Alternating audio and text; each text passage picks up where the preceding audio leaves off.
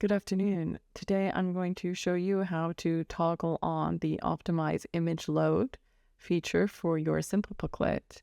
So the reason why you would want to do this is it really can help with delays for your reader. And if your reader has limited bandwidth or limited connectivity, this is an excellent way that you can save those resources until they need them. And so the overall feeling for your reader would just be one of improved performance of the booklet. So let me show you how to do this.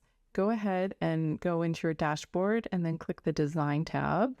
And then from there, you're going to go to Settings, which is the last icon on the left here. And then you are going to go and you're going to find Optimize Image Load, and you're going to click that on. So I recommend that for all of your Simplebooklets, but especially for any large document that you have on Simplebooklet. This is just a really nice thing you can do for your readers that will enhance the overall performance. Okay, thank you.